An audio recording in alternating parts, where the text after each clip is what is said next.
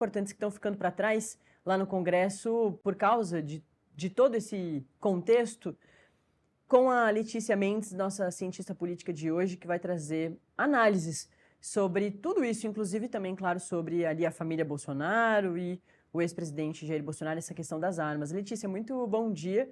É um prazer te ter aqui no Acorda Metrópolis. Queria começar por esse último assunto aí que a Camila trouxe para a gente, sobre essa demora para o Congresso discutir assuntos tão importantes, tem orçamento, tem o fim da escala 6x1, por causa de vários outros contextos.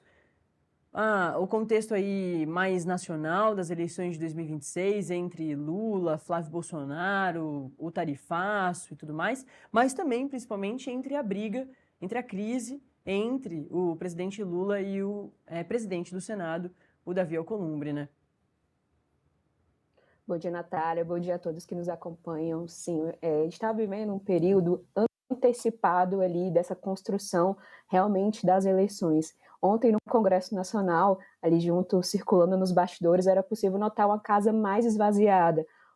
O presidente Hugo Mota, ali da Câmara dos Deputados, trouxe essa semana as votações pelo Infoleg, ou seja, os parlamentares não precisam vir a Brasília para poder votar. Então, isso dificulta todo o processo de negociação dessas principais pautas que o governo pretende. E, além disso, também, como foi mencionado, a articulação do governo, principalmente com Davi Alcolumbre, também realmente impactam na articulação dessas pautas. E o que acontece? Esses debates ficam para depois, ficam parados, e o Congresso Nacional, o recesso parlamentar começaria no dia 17 de julho, os parlamentares vão se debruçar para suas campanhas, para as convenções partidárias, e acabam que essas pautas realmente ficam ali paralisadas. E depois começam as semanas de suado, que são semanas ali que são mais tranquilos, os parlamentares não tendem a direcionar os assuntos que necessitam dessas articulações mais densas, então fica tudo realmente para depois. Mas grande parte disso realmente, tendo em vista essa articulação com o governo, que está ainda com essa dificuldade de encontrar esse caminho com o Alcolumbre, principalmente em torno da pauta da 6x1, que é uma proposta que tem um impacto eleitoral muito grande. O texto passou ali na Câmara dos Deputados com uma votação bastante robusta, então chegou com um peso maior realmente no Senado Federal, mas o Davi Alcolumbre realmente tem ali segurado um pouco esse assunto, ainda não definiu como é que vai ser o trâmite da proposta ali na CCJ, definição de relator, que isso desde ali no início do mês passado não foi definido, esses próximos passos realmente de como que vai ficar essa proposta, além de outros assuntos também ali na casa que estão para ser deliberados, tem projeto de lei de combustíveis também que é muito importante para o governo, outras medidas provisórias que estão perto de caducar nas próximas semanas, mas ainda realmente os parlamentares não estão com esse movimento muito intenso e robusto realmente para poder avançar com esses assuntos.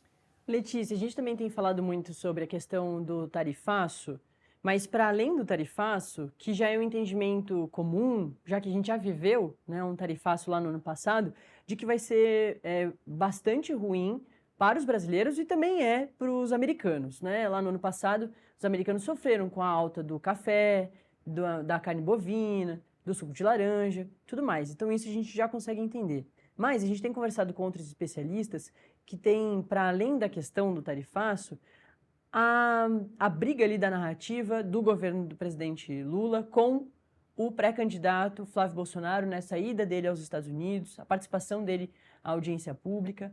Tem um entendimento de que exatamente o tarifaço talvez não esteja sendo discutido pela população brasileira, que está mais distraída, como parece também estarem os pré-candidatos, com a questão aí, o cabo de guerra de quem é ou quem vai ficar com a resolução dessa história, ou a renegociação e tudo mais. E aí a população fica muito perto já das eleições, as campanhas não começaram, começam em agosto, mas a gente já está num período muito próximo das eleições, sem saber as propostas. Parece que há uma distração das pré-campanhas com esses outros assuntos que são importantes, mas dentro deles não tem as proposições, não tem as propostas. A população fica ali sem saber exatamente o que esses pré-candidatos vão querer. No caso do presidente Lula, continuar fazendo ou fazer de novo. E no caso do Flávio Bolsonaro, o que ele vai trazer de proposta para esse Brasil, caso ele seja presidente aí pelos próximos 4 anos. Queria te ouvir também sobre isso, porque a gente falou da distração ali do Congresso, de pautas muito importantes, mas também parece que para o chefe do Executivo, o que está tentando também a reeleição e o que quer a eleição, parece que eles também estão distraídos com essa briga e não falando exatamente do que interessa para as eleições de 2026. O que a gente tem observado, Natália, é que semana após semana tem acontecido os fatos políticos ali que realmente os candidatos, os pré-candidatos não têm conseguido realmente direcionar e construir propostas realmente para trazer ali para o eleitorado quais serão suas perspectivas, quais serão ali suas prioridades. O tarifaço ainda que tem esse impacto ali junto com o governo, esse processo de negociação realmente com o governo americano, tem um lado que realmente é um pouco mais político, que de certa forma também tem um impacto eleitoral ali de construção de propostas, de que realmente é importante proteger a economia brasileira, os produtos nacionais, tem um pouco mais dessa perspectiva, mas de fato, outros assuntos realmente, como o caso de segurança pública, saúde, têm ficado de fora através desses debates. E também hoje outros assuntos que têm impactado também a própria corrida eleitoral, acaba que os candidatos não têm conseguido realmente tracionar esses espaços, porque acho que cada um deles tem buscado realmente contornar pequenas crises, cada um em suas candidaturas, essas conversas entre os apoios políticos, aliados, até a própria construção ali das suas chapas eleitorais. Isso também tem cerceado um pouco esse movimento de trazer à tona ali o que vai ser realmente das suas candidaturas, o que vai ser dos seus programas políticos partidários e afetado realmente todo esse processo de levar ali para o eleitorado brasileiro que realmente vai ser prioritário para cada uma dessas futuras candidaturas. Se você acha que dentro, então, desse contexto, candidatos como, por exemplo, Renan Santos podem começar a se destacar. O Renan já tem feito um movimento de trazer propostas. Ok, ele não é o holofote, né? Não é quem está com a máquina pública como presidente, Lula, não é o outro segundo candidato que está ali muito próximo, tem um capital político de um ex-presidente, de Jair Bolsonaro. Mas a gente tem ouvido também alguns especialistas falando do movimento do Renan, dele pegar esse flanco, talvez, esse espaço que está aí sem discussão, que é de propostas. Romeu Zema e Ronaldo Caiado ainda têm uma figura muito ligada a Flávio Bolsonaro, a família Bolsonaro. Talvez, por causa disso, não estão tendo um avanço tão impressionante quanto o do Renan nas pesquisas. O Renan aparece em quase todas como terceiro lugar, principalmente a partir do momento ali que Flávio Bolsonaro tem a relação revelada com Daniel Vorcaro.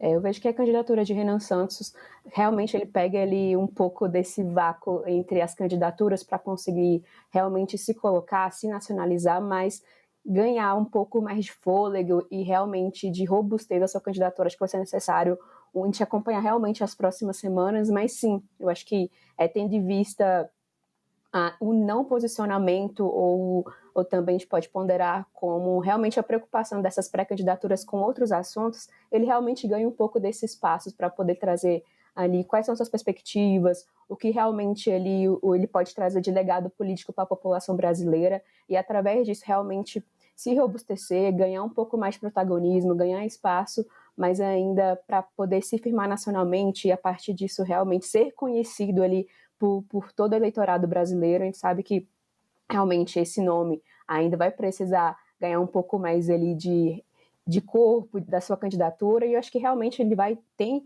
nesse momento ainda que as outras candidaturas ainda não têm conseguido realmente colocar ali as suas propostas de uma forma mais direcionada, ele ganha esse espaço, ganha essa oportunidade para poder se firmar um pouco mais e também, assim como tem demonstrado as pesquisas, se colocar melhor ali como uma candidatura relevante ali para o eleitorado brasileiro.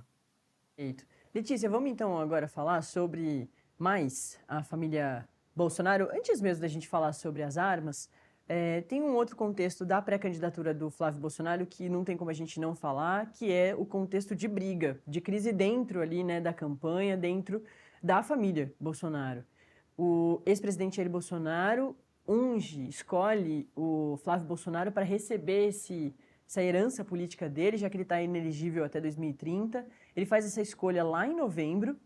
O Flávio lê a carta do pai na porta da Superintendência da Polícia Federal, dizendo que ele é o escolhido, e desde então ele cresce muito nas pesquisas, até que acontece a revelação sobre a relação dele ali com o Daniel Vorcaro e ele começa a se distanciar do presidente Lula, e para o Lula ali também outras questões são importantes para ele conseguir, o fim da taxa das blusinhas, a isenção do IR, desenrola 2.0 e tudo mais. Enfim, a tal da boca do jacaré, eles começam a se distanciar. E aí, recentemente, para o Flávio Bolsonaro, tem a questão do tarifaço, que acontece logo depois que ele volta da visita dele ao Donald Trump. Tem também a questão do terrorismo, que acontece logo depois da volta dele. E também o descontentamento com o rumo que está tomando essa escolha do marido dela, do Jair Bolsonaro, que a Michelle Bolsonaro mostra. A gente já sabia que havia diversas diferenças entre eles todos, não só Flávio, mas também Eduardo, mas ela faz um vídeo e publica, é um vídeo extenso, falando de um montão de desrespeitos que Flávio Bolsonaro tem contra ela. Aí, nas primeiras pesquisas, não saem resultados bons para Michelle Bolsonaro, mas na meio ideia que saiu nessa semana, mostrou que, por exemplo, a Michelle tem muito menos rejeição do que o Flávio Bolsonaro. Inclusive, o Renan Santos também aparece com uma rejeição impressionante em relação aos outros. Queria te ouvir também sobre isso. Se a briga dentro da família, na verdade, é mais positiva para o Flávio Bolsonaro, porque fale bem ou fale mal, mas fale de mim, ou não. Mostra que realmente, quando as campanhas forem para as ruas, que é um momento em que a briga acontece publicamente, né, dos outros candidatos batendo em você e você revidando, mas no caso do Flávio, ele tem problemas dentro da própria campanha. Eu vejo que esses ruídos, realmente, a briga ali entre Michelle e Flávio tem um prejudicial realmente maior para o Flávio, ainda que seja um assunto que esteja muito à tona, tem um impacto realmente eleitoral, principalmente no eleitorado, que é muito importante, com o eleitorado feminino. E ele tem uma dificuldade muito grande de realmente trazer propostas para esse eleitorado, se consolidar ali como um Bolsonaro diferenciado, um Bolsonaro mais moderado. Então, toda essa disputa realmente que tem dentro da família, ainda que seja algo que vai estar posto à tona, mais prejudica do que ajuda, porque ainda o Flávio tem que decidir quem vai ser sua vice, e é esperado que seja o nome de uma mulher, ainda também isso vai ser consolidado ao longo desse mês de julho, e isso realmente acaba que prejudica mais. A gente sabe que essa questão da rejeição ali entre o eleitorado feminino e Michelle poderia ser realmente essa ponte, esse canal com o eleitorado, e nisso ela se firma realmente ali dentro da família como alguém importante que realmente tem esse protagonismo, esse lado realmente para poder direcionar a política, né? Tão tal que ela estava como presidente do Partido Liberal e da bancada feminina dentro do próprio partido, né, do PL Mulheres. Então, isso já diz muito realmente do que essas duas personas ali dentro da própria família de Jair Bolsonaro, o protagonismo delas, a importância delas, e esse ruído que também diz para fora, né, para o eleitor, se realmente essa própria família que tem um legado político que está sendo disputado, o que está por trás de tudo isso. Então, eu vejo que o eleitorado realmente vai observar isso com mais cautela. Tem realmente, além disso, os posicionamentos ali dos aliados, de cada um ali dos dois, e isso também é muito importante para a definição de candidaturas. Então, o impacto, acho que vai além do eleitorado também, né, até da própria definição dos apoios políticos de cada um dos dois. Eu vejo que realmente trazer ali depois maior conformidade, dizer que realmente ele só um mal-entendido, mas para eles trazerem à tona que realmente essa disputa, de que essas rusgas ali entre os dois é só ali uma briga dentro de casa, a gente sabe que é muito maior do que isso. Então, para eles reconstruírem e trazerem realmente ali depois para o eleitorado e também até para os próprios aliados, eu vejo que vai precisar um pouco mais de tempo do que um vídeo de posicionamento ali, que realmente foi o que o Valdemar pediu para a Michelle, para poder ele se retratar, dizer que realmente o intuito não era ali prejudicar o Flávio, mas a gente sabe que vai precisar muito mais do que isso para poder realmente recompor ali a imagem dos dois ali para fora e também para os seus aliados. Exatamente. E o Flávio ainda não escolheu a sua vice, né? Ou o seu vice. Tem uma movimentação de justamente ele fazer esse aceno ao eleitorado feminino através de uma vice-mulher, né? Tem algumas opções. Tudo pode acontecer, né, Letícia, na política brasileira. A gente pode estar aberto aí a sempre tudo, porque é realmente... A gente sempre faz esse paralelo, né? Lá em 2018, quem estava preso era Lula e Jair Bolsonaro conseguiu fazer toda uma campanha ali, sai como o azarão, ele até se chama assim no filme dele, no Dark Horse, e sai lá de baixo, consegue se tornar o presidente da República. Agora, em 2026, quem está preso é ele, por golpe de Estado, e quem está ali tentando a quarta candidatura, a quarta eleição, é o presidente Lula.